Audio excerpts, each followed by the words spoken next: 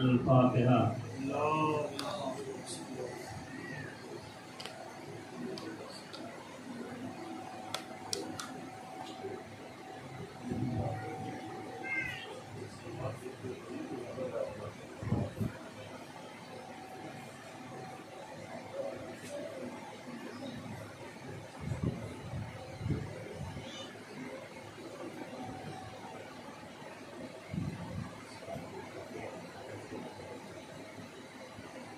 لا حول ولا قوة إلا بالله العلي العظيم۔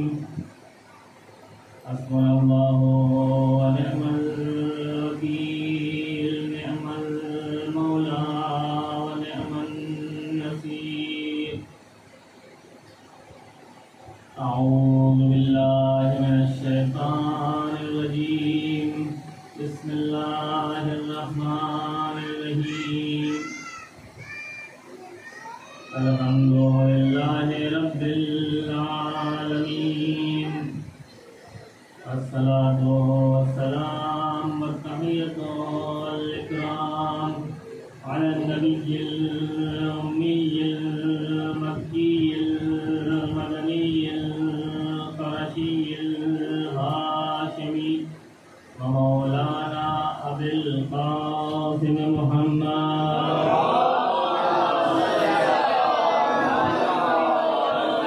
وعلى آله الطيبين الطاهرين المعصومين المظلومين المنتخبين المنتجبين الذين أذهب الله عنهم الرجس وطهرهم تطهيرا۔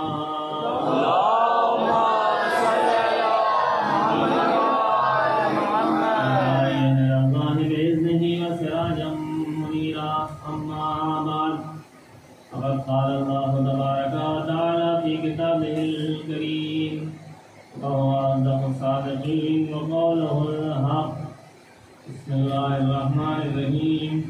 إنما وليكم الله ورسوله والذين آمنوا الذين يقيمون الصلاة ويؤتون الزكاة وهم راكعون۔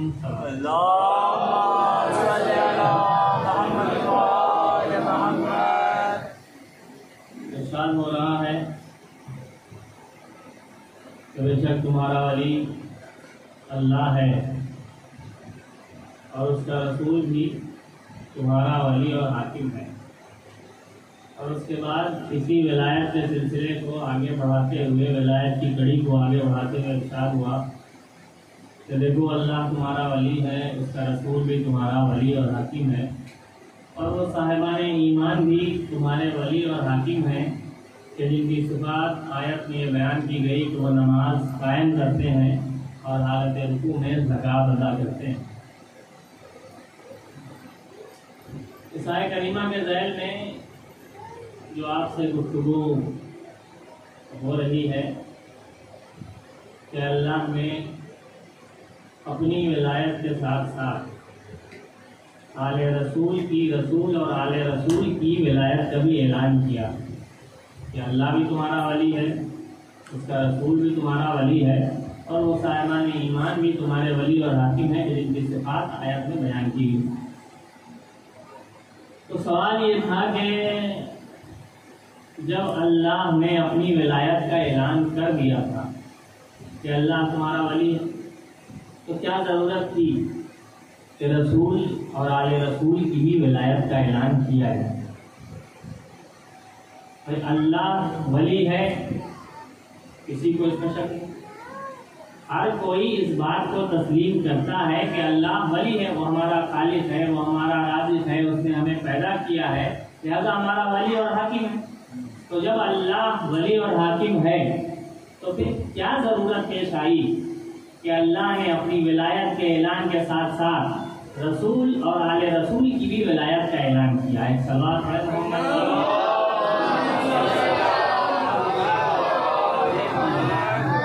اب دیکھیں قرآن مجید میں بہت سے مقامات پر اللہ نے ولایت کا ذکر کیا۔ ایک مقام پر ارشاد ہوتا ہے اللہ ولی الذین آمنوا یخرجہم من الظلمات الی النور. اللہ ولی ہے صاحبان ایمان کا کہ جس کی ولایت کا نتیجہ یہ ہے کہ وہ صاحبان ایمان کو ظلمت، تاریکی اور اندھیرے سے نکال کر نور اور روشنی کی طرف لے جاتے ہیں. یعنی اللہ کی ولایت صاحبان ایمان کو ظلمت، تاریکی اور اندھیرے سے نکال کے نور اور روشنی کی طرف لے جاتی ہے. والذین کفروا، اور وہ لوگ کہ جنہوں نے کفر اختیار کیا، اولیاءہم الطاغوت، ان کے اولیاء.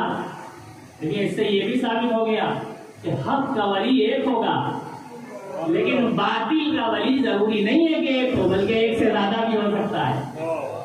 اور والذین کفروا، وہ لوگ کہ جنہوں نے کفر اختیار کیا، اولیاءہم الطاغوت، ان کے اولیاء کون ہیں؟ طاغوت ہیں کہ جن کی ولایت کا نتیجہ کیا ہے کہ یخرجہم من النور الی الظلمات. یہ جو طاغوت ان کے اولیاء ہیں، جو لوگ انہیں اپنا ولی مانتے ہیں، تو ان کی ولایت انہیں نور، روشنی سے نکال کر ظلمت اور تاریکی کی طرف لے جاتی ہے. تو ایک بحث تو اس میں یہی ہو سکتی ہے کہ اللہ جب ولی ہے صاحبان ایمان کا کہ جس کی ولایت کا نتیجہ یہ ہے کہ وہ صاحبان ایمان کو ظلمت، تاریکی اور اندھیرے سے نکال کے نور اور روشنی کی طرف لے جاتی ہے، خدا کی ولایت. تو جب یہ صاحبان ایمان ہیں تو کس ظلمت اور تاریکی میں پڑے ہیں کہ اللہ کی ولایت انہیں نور اور روشنی کی طرف لے جاتی ہے. اور جو کافر ہیں وہ کون سے نور اور روشنی میں ہیں کہ طاغوت کی ولایت انہیں ظلمت، تاریکی اور اندھیرے میں لے جاتی ہے. ایک بحث تو یہی ہو سکتی ہے لیکن ابھی یہ بحث نہیں کرنا ہے. ابھی جو بات میں آپ کے سامنے عرض کرنا چاہتا ہوں اور بہت جلدی اپنی بات کو انشاءاللہ سمیٹ کے آپ کی خدمت میں پیش کرنے کی کوشش کروں گا، مگر جلدی اس وقت ہو سکتی ہے جب آپ توجہ سے ہماری طرف متوجہ رہیں.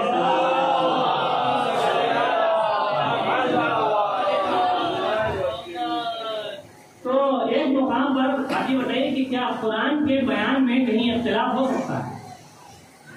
قرآن کے بیان میں کہیں اختلاف ہو سکتا ہے؟ ایک مقام پہ تو خدا کہتا ہے کہ تمہارا صاحبان ایمان کا ولی اللہ ہے، اور اسی قرآن میں دوسرے مقام پہ کہتا ہے انما ولیکم اللہ ورسولہ، کہ صاحبان ایمان کا ولی اللہ ہے اور اس کا رسول بھی ولی ہے، اور وہ صاحبان ایمان بھی تمہارے ولی اور حاکم ہیں کہ جن کی صفات آیت میں بیان کیا. تو ایک عام ذہنوں میں ایک سوال پیدا ہو سکتا ہے کہ کیا نعوذ باللہ قرآن کے بیان میں اختلاف پایا جاتا ہے کہ قرآن ایک مقام پر صاحبان ایمان کا ولی اللہ کو بتاتا ہے، دوسرے مقام پہ وہی قرآن کہتا ہے کہ اللہ بھی تمہارا ولی ہے، اس کا رسول بھی تمہارا ولی ہے، اور وہ صاحبان ایمان بھی تمہارے ولی اور حاکم ہیں کہ جن کی صفت آیت کریمہ میں بیان کی گئی. تو ذہن میں ایک سوال آتا ہے کہ کیا معاذ اللہ نعوذ باللہ قرآن کے بیان میں اختلاف پایا جاتا ہے؟ ہمارے 11ویں امام حسن عسکری علیہ السلام کے دور میں ایک شخص تھا جس کا نام تاریخ نے اسحاق قندی لکھا، مشہور و معروف داستان ہے. اسحاق قندی نے اسی طرح کی آیات کو جمع کیا اور اس سے یہ ثابت کرنے کی کوشش کیا کہ قرآن خدا کا کلام نہیں ہو سکتا، اس لیے کہ قرآن کے بیان میں اختلاف پایا جاتا ہے. قرآن ایک مقام پہ کچھ کہتا ہے، دوسرے مقام پہ کچھ کہتا ہے، اور اس طرح سے اس نے اس طرح کی آیات کو جمع کر کے یہ ثابت کرنے کی کوشش کیا کہ قرآن کے بیان میں اختلاف ہے، لہذا قرآن خدا کا کلام نہیں ہو سکتا. یہ خبر زمانے کے امام حسن عسکری علیہ السلام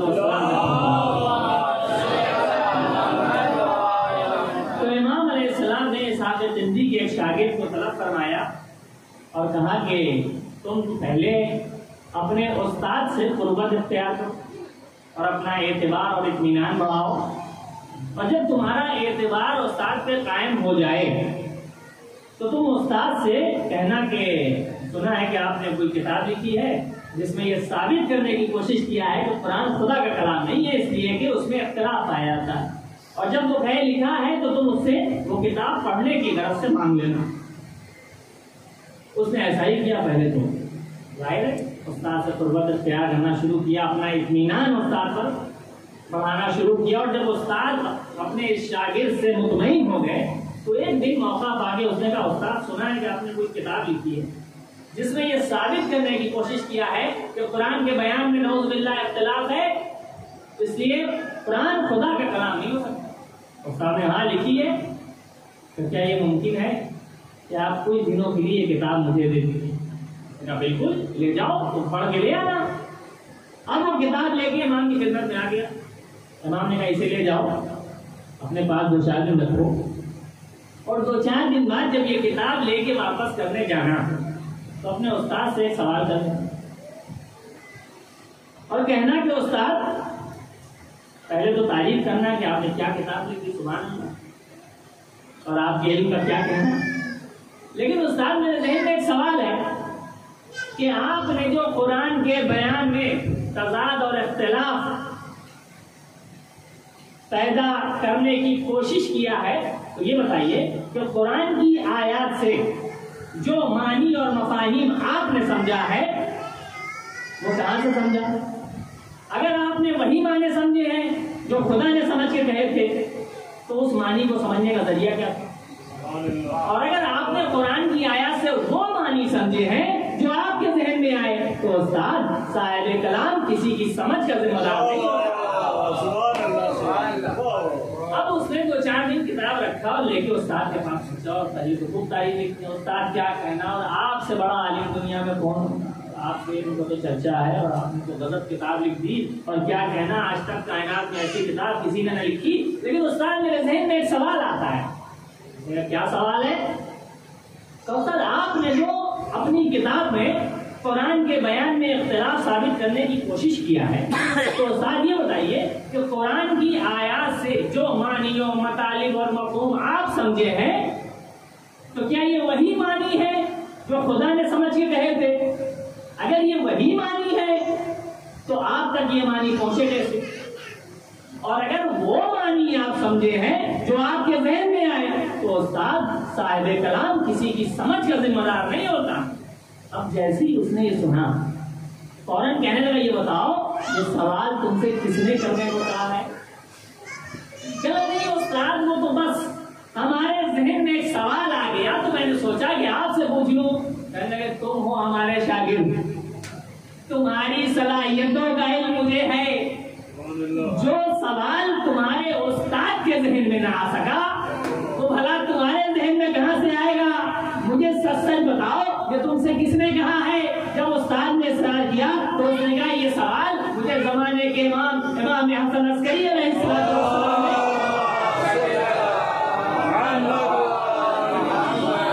امام نے مجھ سے یہ سوال پوچھنے کو کہا تھا۔ تاریخ کہتی جیسے ہی اس نے امام کا نام سنا اپنے ہاتھوں سے لکھی ہوئی کتاب کو نظر آتش کیا اور کہا اللہ یجل حیث رسالتہ، خدا بہتر جانتا ہے کہ اپنی رسالت کو کہاں قرار دے۔ ایک سلام پڑھ دیں۔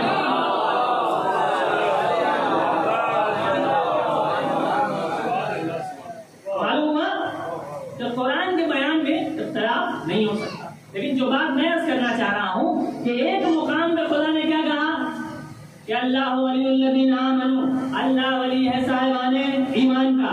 دوسرے مقام پہ قرآن کیا کہتا ہے انما ولیکم اللہ ورسولہ والذین آمنوا الذین یقیمون الصلاۃ ویؤتون الزکاۃ وہم راکعون۔ تمہارا ولی اللہ بھی ہے، اس کا رسول بھی تمہارا ولی ہے، اور وہ صاحبان ایمان بھی تمہارے ولی اور حاکم ہیں کہ جن کی صفت یہ بیان کی گئی کہ وہ نماز قائم کرتے ہیں اور حالت رکوع میں زکات ادا کرتے ہیں۔ تو ایک عام ذہن میں یہ سوال آئے گا پروردگار میں کس کو ولی مانوں؟ تجھ کو ولی مانوں یا تیرے رسول کو ولی مانوں؟ تیرے رسول کو ولی مانوں یا ان صاحب ان لوگوں کو ولی مانوں کہ جن کی صفات آیہ کریمہ میں بیان کی گئی ہے؟ تو پھر عام ذہنوں میں وہی سوال اٹھتا ہے کہ کیا نعوذ باللہ معاذ اللہ قرآن کے بیان میں تضاد اور اختلاف پایا جاتا ہے؟ جواب وہی ہوگا کہ تضاد اور اختلاف قرآن کے بیان میں ہے یا تمہارے ذہنوں میں ہے۔ کیا مطلب کہ یہ دیکھو کہ یہاں جس رسول اور آل رسول کی ولایت کا ذکر کیا جا رہا ہے یہ اللہ کے مقابلے میں ہے۔ اگر اللہ کے مقابلے میں ہے تو یقیناً علی کی ولایت شرک ہے، علی کی ولایت بدعت ہے، علی کی ولایت دائرہ اسلام سے خارج کر دے گی۔ لیکن اگر یہ ولایت رسول اور آل رسول کی ولایت اللہ کے مقابلے میں نہیں بلکہ مجبوری کا نام ہے۔ اب آپ کہیں گے مجبوری کیسے؟ مثال کے طور پر میں ان کے پاس گیا اور میں نے کہا بھیا ذرا 2 گھنٹے کے لیے اپنی گاڑی دے دی۔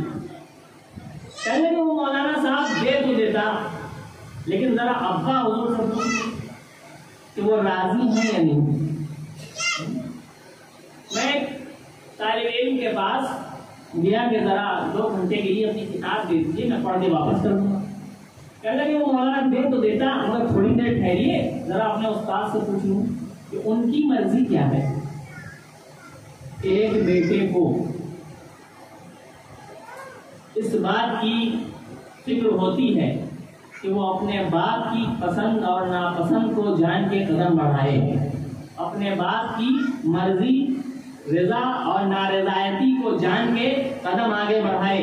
ایک شاگرد کو اس بات کی فکر ہوتی ہے کہ وہ اپنے استاد کی پسند اور ناپسند کو جان کے قدم آگے بڑھائے۔ تو وہ خدا جس نے ہمیں پیدا کیا، جو ہمارا خالق ہے، جو ہمارا مالک ہے، جس کی محبت کے سامنے نہ ماں باپ کی محبت ہے، نہ بھائی بہن کی محبت ہے، نہ دوستوں کی محبت ہے، نہ عزیز و اقارب کی محبت ہے، کیا ہماری ذمہ داری نہیں بنتی کہ ہم اس خدا کی پسند اور ناپسند کو جان کر قدم آگے بڑھائیں؟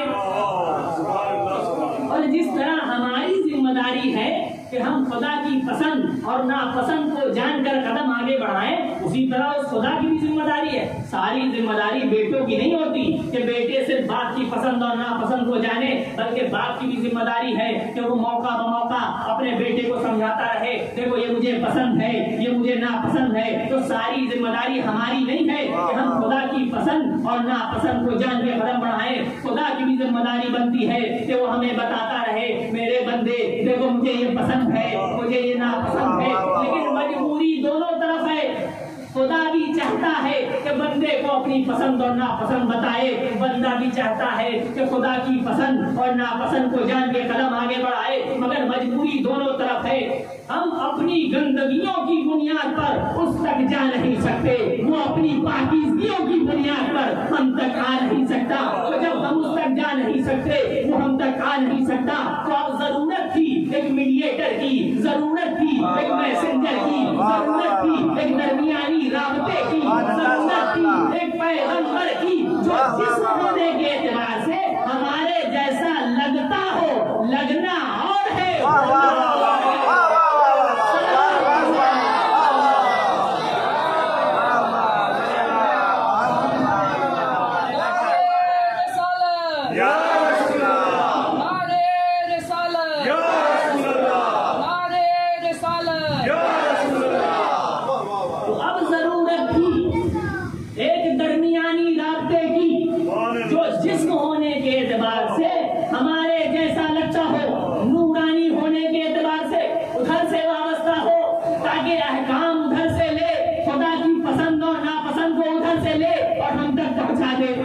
اب یہاں سے ضرورت ایجاد ہوئی پیغمبر کی کہ پیغمبر جو اس دنیا میں آئے، پیغمبر کی ذاتی کوئی حیثیت نہیں ہے، پیغمبر ولی ہے اللہ کی نمائندگی میں، پیغمبر ولی ہے اللہ کی نمائندگی میں۔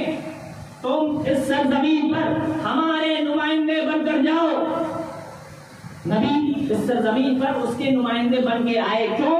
تاکہ ہمیں خدا کی پسند اور ناپسند کو بتاتے رہیں۔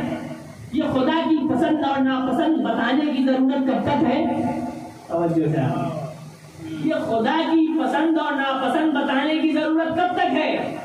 کہ جب تک اس دنیا میں اس روئے زمین پر ایک آدمی بھی موجود رہے گا، تب تک اس نمائندے کی ضرورت رہے گی۔ تو اب نبی جب جانے لگے اس دنیا سے، پھر ضرورت ایجاد ہوئی کہ کچھ لوگ ایسے ہوں جن کا قول نبی کا قول، جن کا فعل نبی کا فعل، جن کا کردار نبی کا کردار، جن کی گفتار نبی کی گفتار، جن کی جنگ نبی کی جنگ، جن کی سن نبی کی سن۔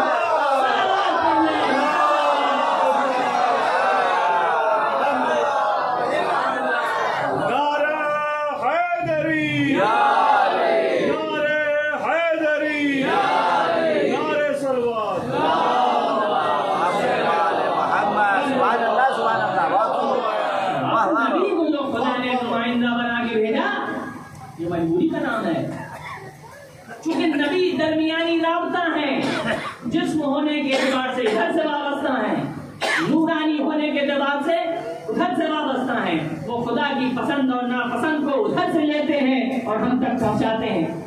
تو اب نبی جو نمائندہ بن کر آئے تو نبی کی ذمہ داری کیا ہے کہ لوگوں کی قیامت تک ہدایت کرتے ہیں، یہ ہے نہیں، کیونکہ خدا کے نمائندے ہیں اس سرزمین پر۔ نبی جب نمائندہ بن کے آئے تو اب نبی کی ذمہ داری ہے کہ قیامت تک جب تک اس روئے زمین پر کوئی ایک انسان باقی ہے نبی کی وہ ہدایت کی ذمہ داری باقی ہے۔ تو جب نبی کی ہدایت کی ذمہ داری باقی ہے اور نبی اس دنیا سے جا رہے ہیں، مثال کے طور پر میں جب یہاں آیا مجلس پڑھنے کے لیے تو بانی مجلس نے مجھ سے کہا دیکھیے ہر دن تو آپ کم پڑھتے ہیں، آج 1 گھنٹہ پڑھیے۔ اچھا کہاں نہیں بیچاریں گے، آپ پریشان نہ ہو، ایک سردار پڑھے انہوں نے کہا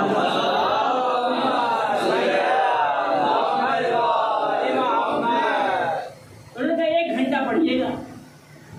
میں ممبر پہ آیا اور 1 گھنٹہ کے بجائے 1 گھنٹے کی ذمہ داری دی گئی تھی کہ آپ 1 گھنٹہ مجلس پڑھیے گا، 1 گھنٹے کے بجائے میں نے 45 منٹ کی مجلس پڑھ لیا۔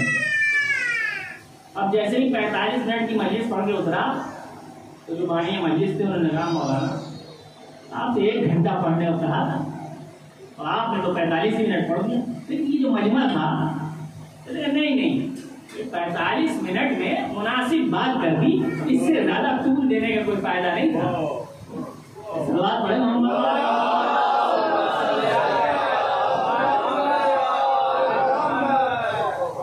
بجائے 45 منٹ کے میں نے 35 منٹ مجلس پڑھی۔ اب 35 منٹ کے بعد جب اترا تو اب کچھ لوگ آج آپ نے تھوڑا کم پڑھا ہے، لیکن یہ جو بیچارے کچھ بزرگ ہیں زیادہ بیٹھ نہیں سکتے، کہے نہیں ٹھیک ہے، بات پہنچ گئی نا اب تک 35 منٹ میں ہو گئی مجلس، کیا ضرورت ہے بلا وجہ تم دینے کی۔ اب دیکھیے اب دائرہ ذرا کم ہو رہا ہے۔ اب صاحب بجائے 35 منٹ کے ہم نے 20 منٹ کی مجلس پڑھی۔ اب جب 20 منٹ کی مجلس پڑھ کے اترا تو یہ جو بزرگ ہمارا ساتھ دے رہے تھے کہتے کچھ کم پڑھا ہے آپ نے، تھوڑا اور پڑھنا چاہیے۔ لیکن یہ جو جوان ہیں ان کے پاس وقت نہیں رہتا، اتنی دیر موبائل بند ہے، وقت نہیں ہے، تو انہوں نے کہا نہیں ٹھیک ہے، آج کے دور میں 20 منٹ کی مجلس اپنی بات پہنچا دیجیے بس کافی ہے، دائرہ ذرا کم ہو رہا ہے۔ اب بجائے 20 منٹ کے میں ممبر میں آیا اور آ کے میں نے کہا کہ یہ غم حسین بڑا عظیم غم ہے، میں اس غم کی آپ سب کی خدمت میں تعزیت اور تسلیت پیش کرتا ہوں، انا للہ و انا الیہ راجعون۔ اور یہ کہہ کے میں ممبر سے نیچے اب تک جو یہ مجمع میرا ساتھ دے رہا تھا یہ سب مجھ پر ناراض ہو گیا۔ سوال کرتے ہیں آپ کچھ پڑھا ہی نہیں آج آپ نے؟ میں نے کہا بھائی میں پڑھا ہے، کہنے آپ نے کچھ پڑھا ہی نہیں۔ اور بانی مجلس سے غصہ ہو گئے کہ کس کو بلا کے لے آئے تھے، اور انہیں کو بلانا تھا، ایسے ہی کرنا تھا تو ہمیں کیوں بلایا تھا؟ انہوں نے تو کچھ پڑھا ہی نہیں، ہر آدمی یہ کہہ رہا کچھ پڑھا ہی نہیں۔ میں نے کہا بھائی میں ممبر میں گیا، میں نے غم حسین کی تعزیت اور تسلیت پیش کیا اور آپ کہتے کچھ پڑھا ہی نہیں۔ ایک بزرگ آگے بڑھے، انہوں نے کہا مولانا ہم تو اتنا جانتے ہیں کہ کسی چیز کی قلت، کسی چیز کی کمی گھٹتے گھٹتے اس مقام پہ پہنچ جاتی ہے جہاں اس کا ہونا نہ ہونے کے برابر ہو جاتا ہے۔ توجہ چاہیے، کسی چیز کی قلت، کسی چیز کی کمی گھٹتے گھٹتے اس مقام پہ پہنچ جاتی ہے جہاں اس کا وجود عدم میں بدل جاتا ہے، جہاں اس کا ہونا نہ ہونے میں بدل جاتا ہے۔ 1 گھنٹے کی مجلس کے مقابلے میں 45 منٹ برداشت، 1 گھنٹے کے مقابلے میں 35 منٹ برداشت، لیکن 1 گھنٹے کی مجلس کے مقابلے میں 1 منٹ اس کی کوئی حیثیت نہیں ہے۔ خدا نے نبی کو ہدایت کے لیے سرزمین پر بھیجا، ہدایت کی ذمہ داری کب تک کی ہے؟ کہا قیامت تک۔ توجہ صاحب، نبی کی ذمہ داری ہے کہ قیامت تک آنے والوں کی ہدایت نبی کے کاندھے پر ہے۔ اس نبی نے ہدایت کے فریضے کو کتنے دن انجام دیا؟ 23 سال۔ قیامت کب آئے گی؟ قیامت کب آئے گی کا معلوم نہیں، کم سے کم 1400 سال تو گزر گئے نا، قیامت نہیں آئی۔ نبی کو ہدایت کے لیے نبی بنا کے بھیجا گیا تھا، کب تک کے لیے؟ قیامت تک کے لیے۔ قیامت کب آئے گی نہیں معلوم، کم سے کم اتنا تو کہا جا سکتا ہے کہ نبی کو نبی بنا کے بھیجا گیا تھا ہزاروں سال کے لیے۔ تو جس کو ہزاروں سال کے لیے ہدایت کے لیے بھیجا گیا ہو، اس نے ہدایت کے فریضے کو کتنے دن انجام دیا؟ 23 سال۔ 1 گھنٹے کے مقابلے میں 1 منٹ کی کوئی حیثیت نہیں ہوتی، ہزاروں کے مقابلے میں 23 سال کی کیا حیثیت؟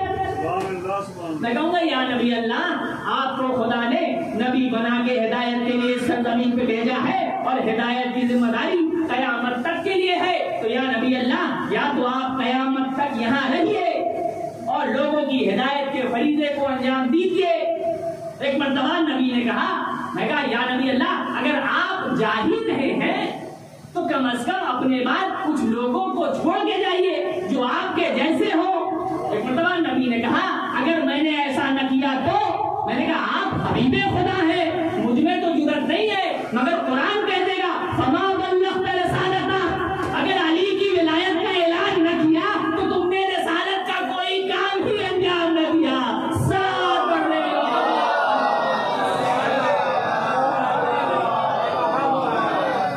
اب یہاں سے ضرورت ایجاد ہوئی تیسری ولایت کی کڑی کی، کہ جب نبی جانے لگے تو اب یہاں سے تیسری ولایت کی کڑی کو جوڑا گیا۔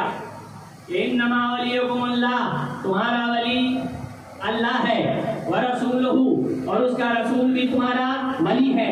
اب جب رسول اس دنیا سے جانے لگے تو اب پھر ضرورت ہے، ہدایت باقی تھی، لہذا تیسری ولایت کا اعلان ہوا۔ والذین آمنوا الذین یقیمون الصلاۃ ویؤتون الزکاۃ وہم راکعون، دیکھو وہ صاحبان ایمان بھی تمہارے ولی اور حاکم ہیں کہ جن کی صفات آیت میں بیان کیا گیا۔ تو اب علی کی ذاتی حیثیت نہیں ہے بلکہ علی ولی ہے نبی کی نمائندگی میں، نبی ولی ہے خدا کی نمائندگی میں۔ اب اگر کوئی نبی کی علی کی ولایت کا انکار کرے تو اس کا مطلب اس نے نبی کی ولایت کا انکار کیا، جس نے نبی کی ولایت کا انکار کیا اس نے خدا کی ولایت کا انکار کیا۔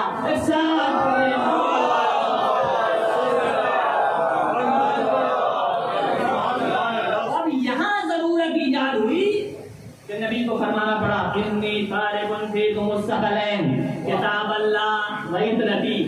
دیکھو میں 2 چیزیں ہدایت کے لیے چھوڑ رہا ہوں، ایک کتاب خدا ہے، دوسرے میری عطرت۔ میں کہوں گا یا نبی اللہ کہ ہم آپ کی عطرت کو پہچانیں گے کیسے؟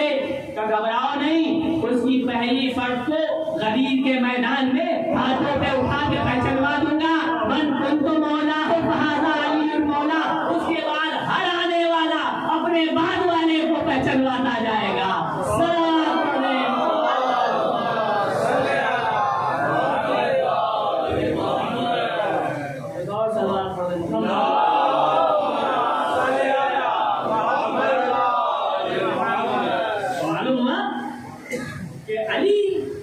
ولی ہے نبی کی نمائندگی۔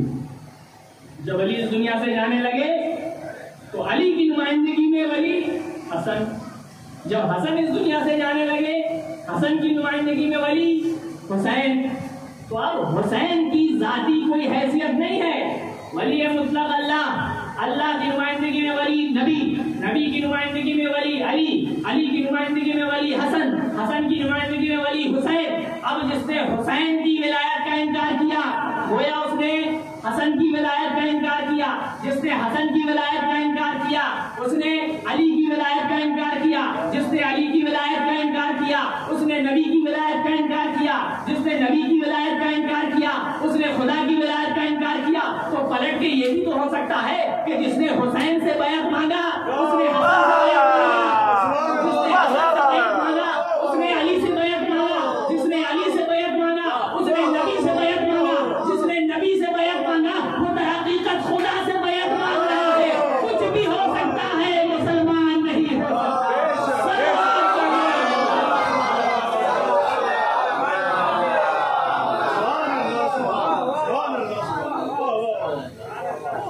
ولی مطلق صرف اور صرف اللہ.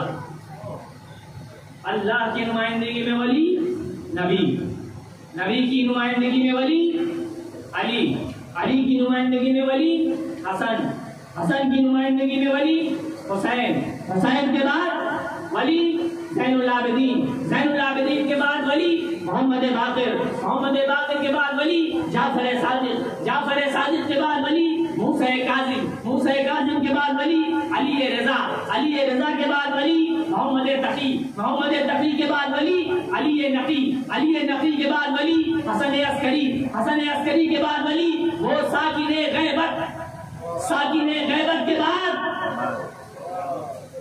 بات پھر وہیں پر آ کے رکی جہاں سے چلی تھی، بات پھر وہیں پہ آگے رکی جہاں سے چلی تھی کہ ہم اپنی گندگیوں کی بنیاد پر خدا تک جا نہیں سکتے، وہ اپنی پاکیزگیوں کی بنیاد پر ہم تک آ نہیں سکتا، اس لیے یہ درمیانی رابطے کی ضرورت پڑی تھی. لیکن جب درمیانی رابطے کی ولایت آتے آتے ساکن غیبت تک پہنچی تو مشکل پھر وہیں پر پھنسی. ہم اپنے گناہوں کی وجہ سے ان تک جا نہیں سکتے، وہ اپنی پاکیزگیوں کی بنیاد پر ہم تک آ نہیں سکتے، تو پھر اب ہماری ہدایت کا کیا ہوگا؟ جب ہم ان تک جا نہیں سکتے، وہ ہم تک آ نہیں سکتے، تو پھر ہماری ہدایت کا کیا ہوگا؟ ولی تو پردہ غیب میں ہے. اب سمجھے نبی نے کیوں کہا کہ یہ مجتہدین زمانے غیبت میں ہماری طرف سے تم پر حجت ہیں، الراد علیہم کالراد علینا. جو ان مجتہدین کا انکار کرے گویا اس نے ہمارا انکار کیا، والراد علینا کالراد علی اللہ، اور جو ہمارا انکار کرے گویا وہ خدا کا انکار کر رہا ہے. تو یہ جو ولایت کا سلسلہ آخری امام تک پہنچا اور امام پر غیب میں چلے گئے، کہ جس کے لیے امام کا مشہور و معروف جملہ ہے کہ زمانے غیبت میں ہماری مثال اس آفتاب کی ہے کہ جو بادلوں کے پیچھے ہو. ہے نا امام کا قول کہ زمانے غیبت میں ہماری مثال اس آفتاب کی ہے کہ جو بادلوں کے پیچھے ہو. کیا مطلب اس کا؟ تو کہا جس طرح آفتاب سورج بادل کے پیچھے رہتا ہے مگر اس کا فیض دنیا والوں کو پہنچتا ہے، اسی طرح امام پردہ غیب میں ہیں لیکن ان کا فیض لوگوں تک پہنچ رہا ہے. تو امام کس کے لیے پوشیدہ ہیں؟ کس کے لیے پوشیدہ ہیں؟ مثال دیا نا امام نے کہ ہماری مثال زمانے غیبت میں ایسی ہے جیسے بادل کے پیچھے آفتاب. یہ بتائیے کہ آفتاب کس کے لیے چھپا ہوتا ہے؟ سورج کس کے لیے چھپا ہوتا ہے؟ جو لوگ بادلوں کے نیچے رہتے ہیں. لیکن کچھ مخلوق ایسی بھی تو ہیں جو بادلوں کے اوپر رہتی ہیں، کچھ مخلوقات ایسی بھی تو ہیں جو بادلوں کے اوپر رہتی ہیں. تو سورج ان کے لیے پوشیدہ نہیں ہے. اسی طرح سے ہم جیسے لوگ جو گناہوں کے بادلوں کے نیچے رہتے ہیں، امام ان کے لیے تو پردہ غیب میں پوشیدہ ہیں، لیکن کچھ لوگ ایسے بھی تو ہیں جو گناہوں کے بادلوں کے اوپر رہتے ہیں، تو امام ان کے لیے پوشیدہ نہیں ہے. اب سمجھے کہ امام حسن عسکری علیہ الصلوۃ والسلام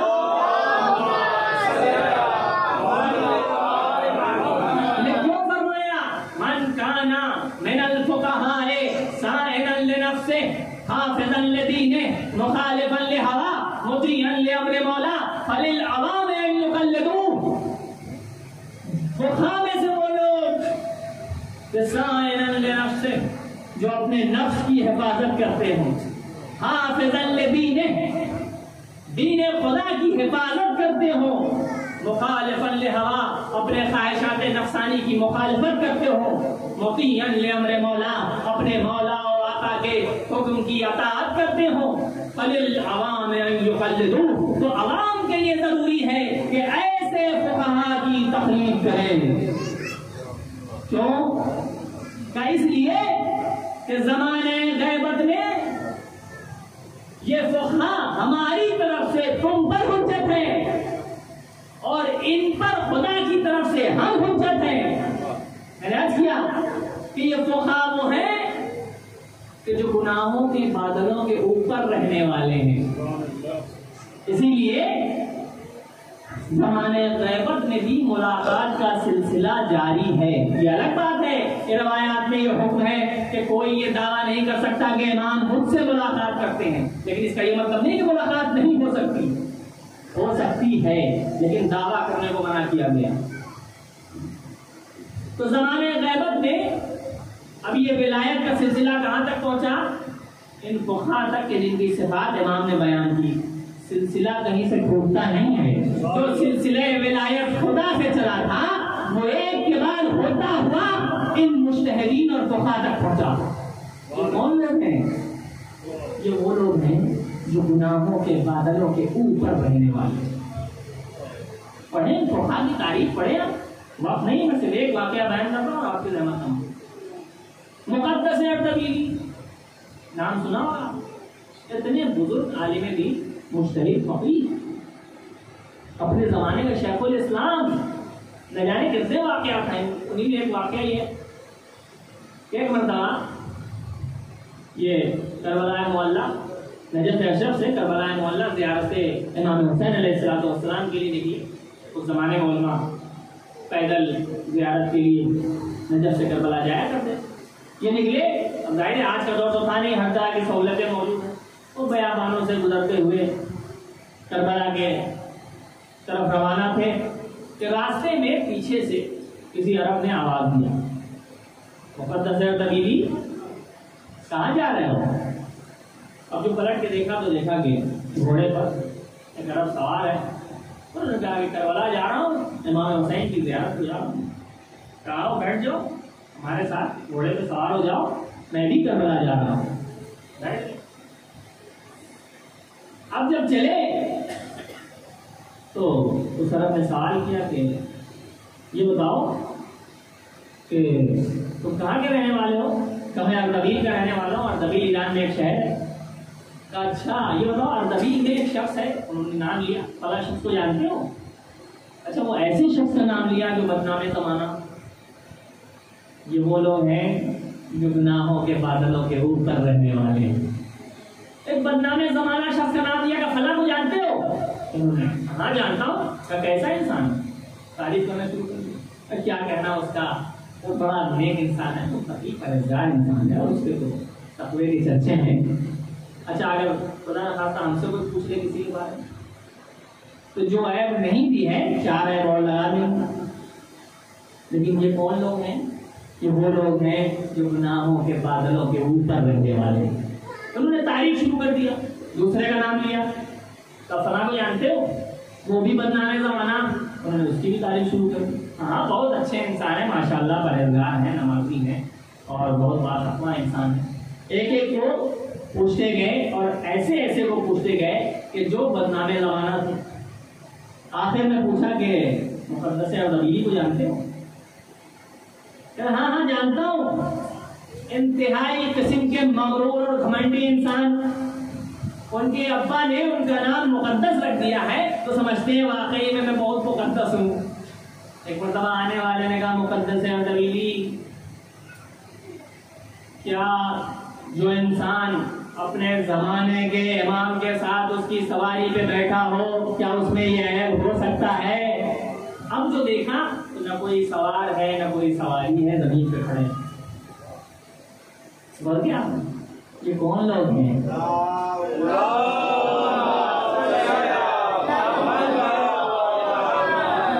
یہ وہ لوگ ہیں جو گناہوں کے بادلوں کے اوپر رہنے والے. یہ فقیہ، یہ مرجع وہ معمولی چیز نہیں ہے. فقاہت کا ایک مرتبہ ہے. ہمیں اس مرتبے کو کی قدر کرنا چاہیے جو صرف ہمارے پاس ہے. اور کسی مذہب میں یہ مرتبہ نہیں ہے جو ہمارے یہاں فقیہ کا مرتبہ ہے. اور اگر فقیہ کا یہ مرتبہ نہ ہوتا تو پھر ان کا یہ شرف جو اماموں کی طرف سے ملا ہے وہ کبھی نہ ملتا۔ فقیہ کا وہ شرف ہے کہ حسین جیسا معصوم، جب عام فقیہ کا یہ شرف ہے تو اگر حسین جیسا معصوم کسی کو فقیہ کہہ دے اس کا کیا مطلب ہوگا؟ مختل کہتا ہے کہ 4 محرم تھی کہ جب کربلا میں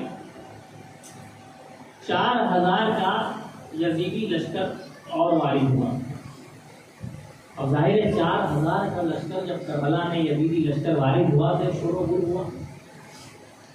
جناب زینب نے گھبرا کے جناب فضہ سے کہا کہ ذرا دیکھو یہ باہر میدان میں کیسا شور ہو رہا ہے۔ جناب فضہ باہر نہیں، اب جو پلٹی اٹھا دی گی، یزیدی لشکر آیا ہے جس کی وجہ سے یزیدی فوج میں شور و غل ہے، خوشی کی لہر ہے۔ جناب زینب نے کہا فضہ ذرا میرے بھائی حسین کو بلا لاؤ۔ جناب فضہ گئی، امام حسین سے عرض کیا، امام حسین خیمے میں تشریف لائے۔ کہا بہن زینب خیر تو ہے؟ کہا بھیا جب سے میں کربلا میں وارد ہوئی ہوں مسلسل یزیدی لشکر میں فوج میں اضافہ ہوتا جا رہا ہے۔ کہا بھیا آپ کا کوئی ایسا نہیں ہے جسے آپ خط لکھ کر اپنی مدد کو بلا سکیں، اپنی نصرت کے لیے طلب کر سکیں؟ بس جیسے ہی جناب زینب نے کہا امام حسین کا کہ ہاں بہن ہے، میرا ایک بچپن کا دوست ہے، میں اسے خط لکھ کے بلاتا ہوں۔ اب حسین نے خط لکھا، من الحسین الغریب الی رجل فقیہ، جو حسین غریب کا خط ہے جو ایک فقیہ مرد کے لیے ہے۔ حسین نے خط لکھا، حبیب میں کربلا میں نرغے یادہ میں پھر گیا ہوں۔ حبیب تم تو جانتے ہو کہ ہماری رسول سے کیا نسبت ہے، کیا اگر ممکن ہو تو تم ہماری نصرت کے لیے چلے آؤ۔ حسین نے نامہ بر کو خط دیا، نامہ بر خط لے کے کوفے پہنچا۔ کوفے کے حالات بڑے عجیب و غریب ہیں، ہر طرف ناکہ بندیاں ہیں کہ کوئی کوفے سے باہر نہ نکلنے پائے۔ ایک مرتبہ نامہ بر جب حبیب کے دروازے میں پہنچا، دستک دیا، مقتل نے لکھا کہ حبیب اپنی زوجہ کے ساتھ کھانا تناول فرما رہے تھے۔ جیسے ہی دستک دیا پوچھا کون؟ کھانا برید الحسین، حسین کا نام سننا تھا کہ ہاتھوں کا لقمہ چھوڑا، کھڑے ہوئے، فوراً دروازے پہ پہنچے۔ کہا کیا بات ہے؟ کہا حسین کا خط لے کے آیا ہوں۔ حسین کا خط لیا، حبیب نے خط کو چھوا، آنکھوں سے لگایا، حسین کی تصویر نگاہوں کے سامنے آ گئی۔ اب جو خط کو پڑھنا شروع کیا تو لکھا تھا من الحسین الغریب الی رجل فقیہ حبیب ابن مظاہر۔ بس جیسے ہی حبیب نے پڑھا حسین کی غربت میں آنکھوں سے آنسو نکل آئے۔ زوجہ کے قریب پہنچے، زوجہ نے کہا کس کا خط ہے؟ کہا حسین کا خط ہے۔ کہا کیا لکھا ہے؟ کہا لکھا ہے میں نرغے یادہ میں گر گیا ہوں، حبیب اگر ممکن ہو سکے تو ہماری نصرت کے لیے آ جاؤ۔ زوجہ نے کہا تم نے کیا سوچا؟ کہا چاہتا تو ہوں لیکن خیال آتا ہے میرے بعد تیرا کیا ہوگا۔ کہا حبیب تمہیں شرم آنی چاہیے، ارے نبی کا نوازا نصرت کے لیے بلائے تو ہماری فکر کرو۔ حبیب نے کہا مومنا ارے میں تو تیرا امتحان لینا چاہتا تھا، میں نے تو جانے کا ارادہ کر لیا ہے، کوفے کے حالات اچھے نہیں ہیں۔ حبیب نے اپنے غلام کو حکم دیا کہ گھوڑے کو فلاں باغ کے پاس لے جاؤ، میں وہاں آتا ہوں۔ حبیب گھر سے نکلے، بازار پہنچے، اس طرح سے بازار میں ٹہل رہے ہیں جیسے کوئی سامان لینے آئے ہوں تاکہ کسی کو پتہ نہ لگنے پائے کہ حبیب کوفے سے باہر جا رہے ہیں۔ اسی درمیان کچھ دیر ہوئی کہ بازار میں مسلم نے حوصلہ نظر آ گئے۔ حبیب نے کہا مسلم ارے تمہیں کچھ خبر ہے؟ کہا کیا ہوا؟ کہا آقا حسین کا خط آیا ہے، ارے حسین ڈر گئے، آقا نے گرے ہیں، مجھے اپنی نصرت کے لیے بلایا ہے۔ حبیب نے کہا، مسلم نے کہا ارے میں بھی حسین کی نصرت کو چلوں گا، اب یہ داڑھی اپنے خون سے خطاب کروں گا۔ آزادارو اس گفتگو میں ذرا دیر ہوئی۔ اب جو حبیب اس مقام پہ پہنچے جہاں غلام گھوڑے کو لیے کھڑا تھا، حبیب نے عجیب منظر دیکھا، گھوڑے کی آنکھوں سے آنسو جاری ہے اور غلام گھوڑے سے کہہ رہا ہے ارے گھبرا نہیں، اگر میرا آقا نہ آیا تو میں تجھ میں سوار ہو کے حسین کی نصرت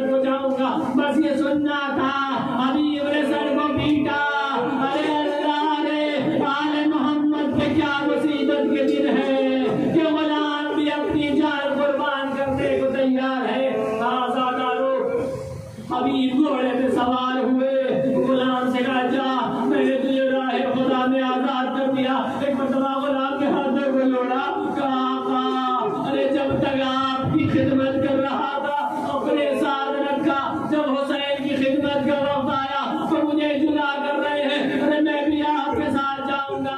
حبیب نے خدا کو ساتھ لیا، حسین کی خدمت میں پہنچے، جیسے ہی حبیب پہنچے اصحاب حسینی میں خوشی کی لہر دوڑ گئی، حبیب کا استقبال ہوا۔ ارے جب زینب کبریٰ کو یہ خبر ملی فضہ، ارے جاؤ جا کے حبیب کو ہمارا سلام کہہ دو۔ فضہ باہر آئی، اے حبیب ارے مبارک ہو، ارے علی کی بیٹی تمہیں سلام کہتی ہے۔ ارے حبیب خاک کربلا پہ بیٹھ گئے، کربلا کی خاک اپنے سروں پہ ڈالنے لگے۔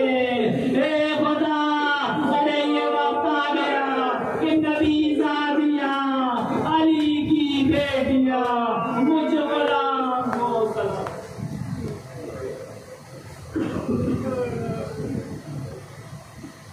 انا للہ وانا الیہ راجعون۔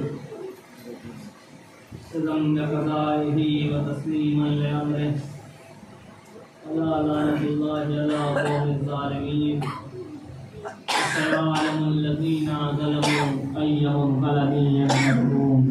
خاتم حسین۔